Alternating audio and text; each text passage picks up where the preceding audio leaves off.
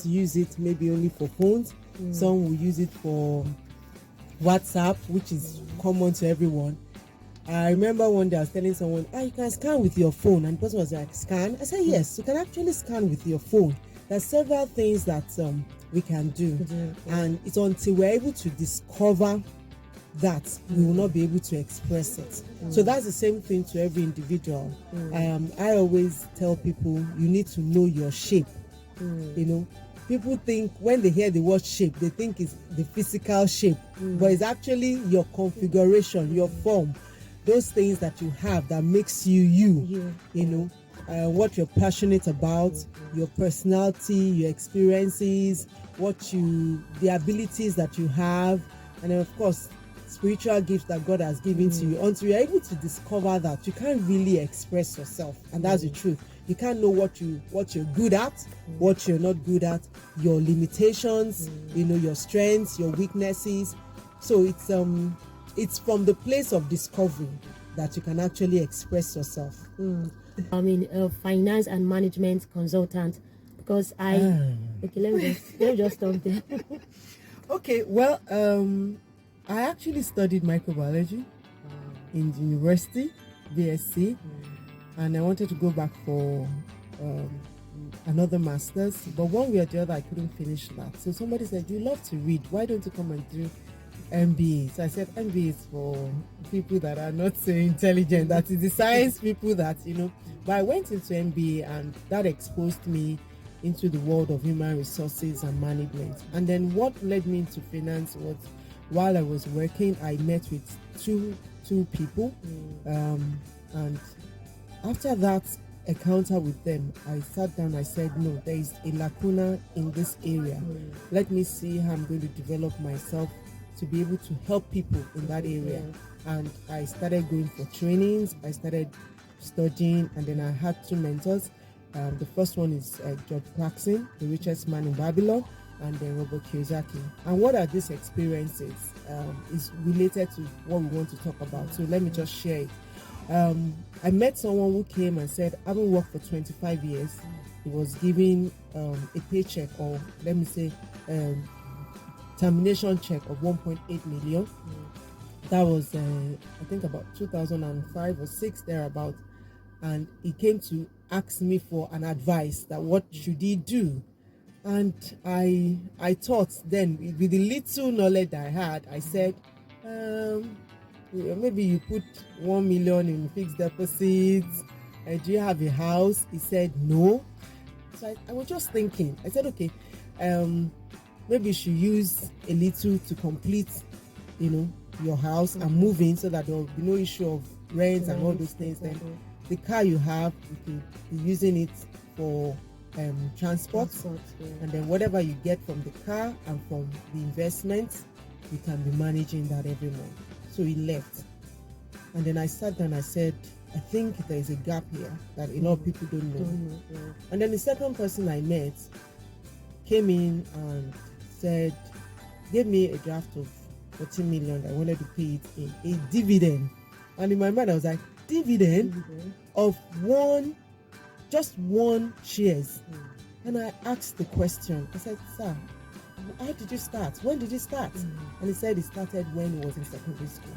So that was what led me into that, to say, if people have this knowledge gap, what can I do to bridge it? And that's how I got to bridges. But we're looking at financial security. That is the ability for you to afford your expenses, the ability for you to live comfortably on your income, and to save for the future.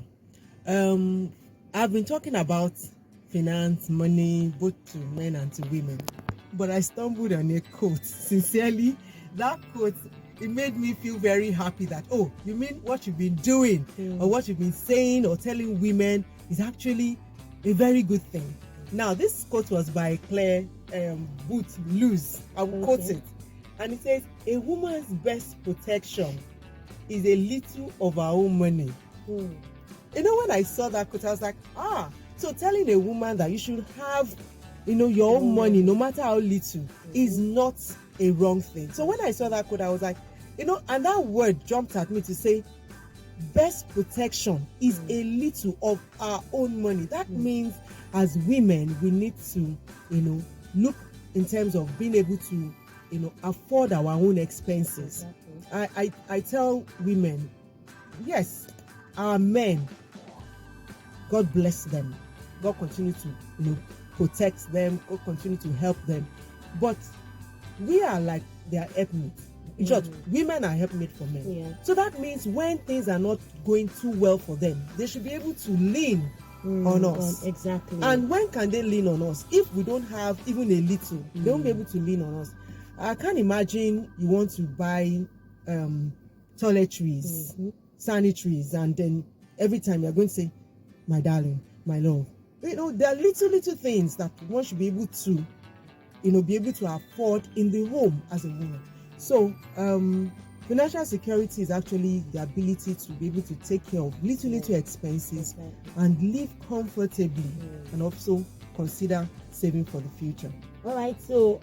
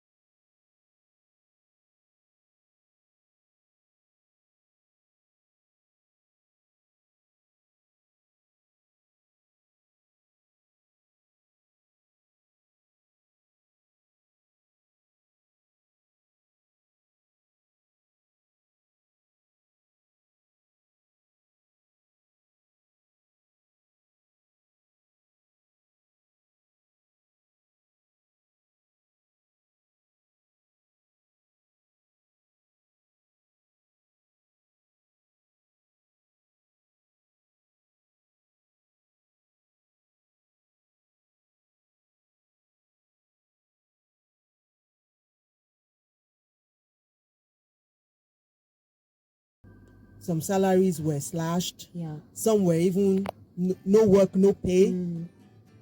Somebody that has an emergency savings will not be badly affected as somebody who doesn't have at all. As much as possible, try to do away from high interest loans and borrowings. Even in my one of my books, with the finance book, My Pot of Gold, I put it there: if you can avoid borrowing, avoid it. If you cannot, ensure that what you are taking is not something that will sink you, that will consume you. Because you want to do something, you have to make sure that your loan or what you go to borrow, you can easily, recover or pay back. And I advise people, don't borrow for a lifestyle. Don't borrow for a lifestyle. Who are you trying to impress? There's a quote I saw somewhere: you're borrowing the money you don't have to impress the people that are not even looking at you. And we see that a lot in womanhood. Yes. My friend is having a party, and the clothes that they took, 50,000. I don't want to be the odd one out. Exactly. They must know that I'm there. If we're looking at being secured financially, there are some excesses that needs to leave, and one must learn to live within their means. Those are few strategies. You must learn to live within your means. Goes, because I feel like even if you are not earning enough, you cannot have emergency savings. And we have some women that maybe they are timid, they would not be able to open their mouth and talk about the actual amount of salary that they want. I believe it is not every ladies that would be an entrepreneur, so people will still have to work in that 9 to 5 scheme. But then, so now saying emergency savings, and they are not even collecting up to the amount that is enough for them to remove emergency savings. So what can you say to that? Okay, so I'm going to answer the question in several dimensions. Yes. Now, first and foremost, no matter how much you're earning, or no matter how much comes to you, I tell people, and I recommend it, you must save. Regardless. Now, the percentage may not be what would differ, but you must save. Now, savings is like seed for the planting season. If you don't save now, what are you going to have to plant for tomorrow? So, you're earning, even if it's 5,000, for example, you can choose to do 1% rather than some people will recommend 10%. Like in the book I talked about, Richest Man in Babylon, it says save 10%. But I tell people, if you can't save 10%, save 5. If you can't do 5, save 2. If you can't do 2, save 1. What is the analogy I will use? Because I love to use analogy to paint that picture to people. If you put a bucket under a tap and it's dripping, a drop at a time, that empty bucket after 1 week will not be empty. If you come back to it after a month, the level would have changed. If you come back to it after 1 year, possibly it will be overflowing. That's what happens to savings. Now, by the time you just make up your mind to say, I'm going to keep a little of everything that I earn, there's a quote in that book that says, I have found the road to wealth when I decided that a part of all I earn is for me to keep. So you must ensure that you take out something from whatever you earn. Now, looking at the issue of salaries, negotiating, I would say that if you do not update yourself, you cannot negotiate. If you do not upscale, you can't. Okay, now we're looking at the era of tech. We're saying, oh, a lot of things are happening in the digital world, and you are saying, the stress is too much. I don't have time. You don't have time. You're so busy. You don't even need to go to the 4 walls of a school to learn. You can learn online.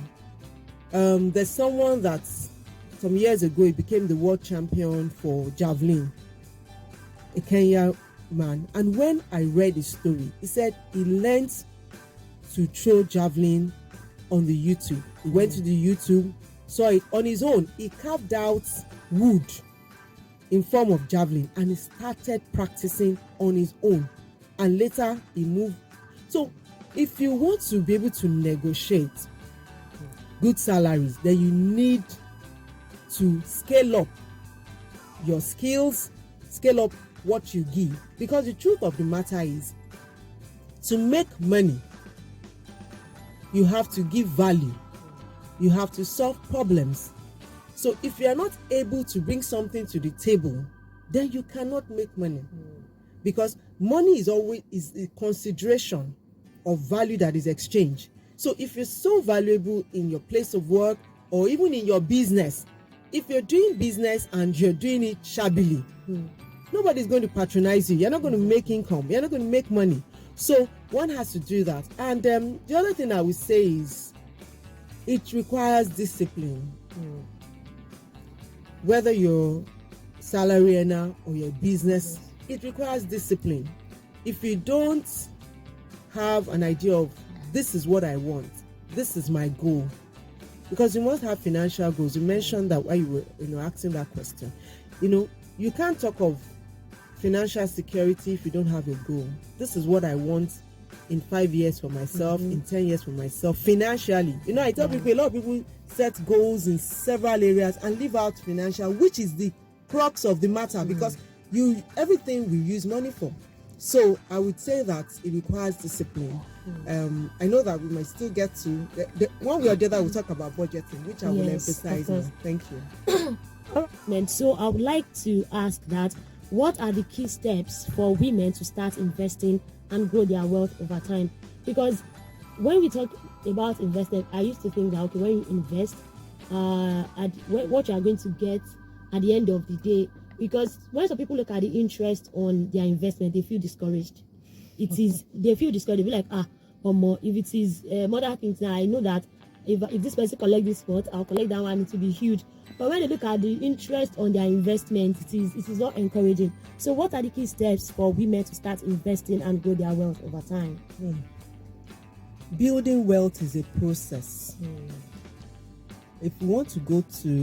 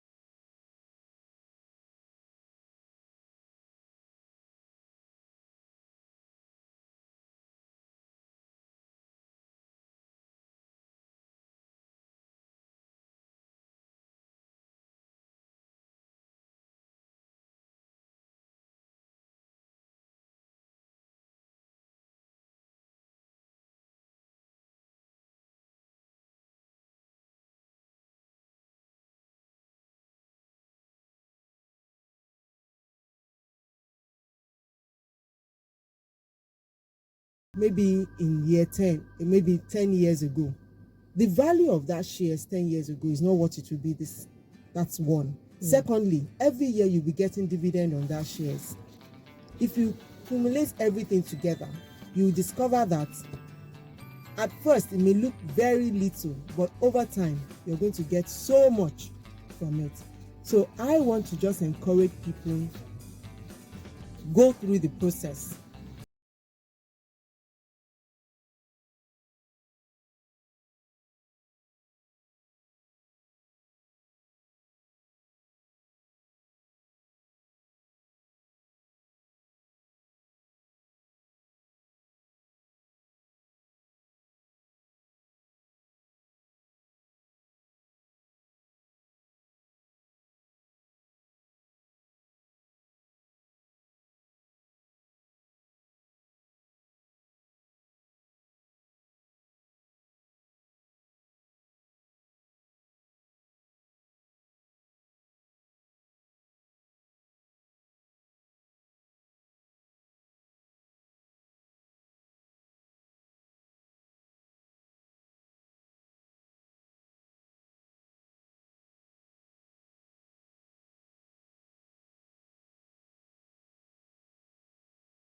Budget. What is budget? Is actually telling your money where to go rather than wondering where it went to. So you don't have to wait till money gets to your hand before you budget. If, for example, you are expecting money, you can budget on that. You know it's going to come. You can budget on it. And then when it comes, then you follow the budget. Discipline. If you don't even know the money is going to come and it comes, don't spend it. I tell people, don't spend until you have told the money where to go to. Oh, I'm going to pay myself first. I'm going to save this. I'm going to do this. Because if you are not careful, you will finish everything and you'll not be saying, what happened to the money that I got? So it requires a lot of discipline as well. Budgeting is just, I don't know how to say it. If we want to talk about it, it will take so long. But it's important that we learn to budget every money that gets to our hand. We are expecting it. It has come. Make sure you budget before you spend it. Contribute to women's financial security, because I feel like you are making your money. Why do you have to pay yourself first? Because it's still you. That money is still you. So why do you have to pay yourself first? As a woman, like, how does this concept, how does it contribute to women's financial security? Don't you think it is like you just wasting money when you say you want to pay yourself first, because you are the one that made the money? Wow. When you get your money and you buy clothes, you buy food, you pay school fees, you are paying every other person. But paying yourself first is actually paying your financial, your future. You're securing your future financially. That's paying yourself first. So you can see people who say, okay, I'm going to pay myself 10%. I'm saving. From that 10%, even in my book, I put it there. From that 10%, you can still break it down to say, from that 10%, 4% goes to emergency, 3% goes to projects, 3% goes to retirement. You know, it's in that concept of paying yourself first is actually securing your future financially. If it is not there, You cannot say, oh, I have a cushion, I have an umbrella for emergency, I have something I can lean on, I'm not eating with my 10 fingers, even if there's problem, I can be able to do this. Even we have people that will say that if you're working, you must have at least 6 months savings. So that if you even lose that job, you can live comfortably for the next 6 months while you're still trying to hustle. And this concept of paying yourself first is even very germane for business women. A lot of women will mix up business funds with their personal funds, which is a topic for another day. It must be separated. I would like to, I'm sorry for cutting you short. No problem. Now, business funds for like my own is I am the business. It is me. And so the personal funds, like this, I feel like these are the things that would also make you just doing wasting money. Because if I say that from this business I want to pay myself, at the end of the day, what if I didn't even get that profit that I needed? Good. If you didn't get the profits you needed, put it in your book. There is a concept of bookkeeping which is very important for business women. A lot of women don't keep records. You have to learn to keep records. Put it in your book that you're owing salary. After all, if somebody was working with you, you would have paid that person. So you should look at it that you are working in that company, even though you are the owner. So when you have that concept that, oh, I am only an employee in this company, after all, the CEO is also an employee. You are a CEO, but you are an employee of that business. So you should have that concept to say, oh, business is different from me. And that is why a lot of businesses are finding it difficult to upscale, because they still see it as, oh, this is me, this is my fund, this is business. No, you must learn to separate it. Okay, and I feel like we don't have much time because in about 3 minutes now we have to leave the studio. But lastly, how can women ensure they are adequately saving for retirement and planning when they're supposed to be enjoying? You see them taking one cleaning job, people don't disrespect them. And I feel like this is as a result of not planning their retirement, So now, how can women ensure that they are adequately saving for retirement and they are planning for a financially secure future? I will still talk about discipline. When you have the vision that tomorrow you want to live comfortably, don't forget when I was defining financial security, I said being able to afford your expenses, have emergency savings, live comfortably and save for the future. It's very key. If you don't save for the future, you can't be talking of financial security. So it requires discipline to say, this one, is for tomorrow. This money that I'm keeping aside is for my tomorrow. Such that even if it means that, oh, I'll be just taking a little, I tell people, if you don't save now, what happens tomorrow? So there's no excuse for you not to save. So if you want to have financial secured, future, if you want to, think of retirement, you have to start now. I tell people, start now and start with the little that you have. Don't say 100 naira is too small every day or 100 naira is too small every week. If it's 1,000 you can afford to keep aside even if it's month, let's even bring it down to every month. Every month, 1,000 naira times 12, that's 12,000 naira. It looks small. Put that 12,000 naira in a savings account and don't touch it. You get 5.63% per annum every year. And that's your 12,000 first year will not be 12,000 by year two. And you are still saving that 1,000 every month. Before you think of the next 15 years, I can guarantee you the person will be talking about millions. So it requires discipline. And if you're saving for retirement, you must make up your mind that I will not touch this money because it's for tomorrow. So it boils down on being disciplined if you want to have a financial secured future. Wow.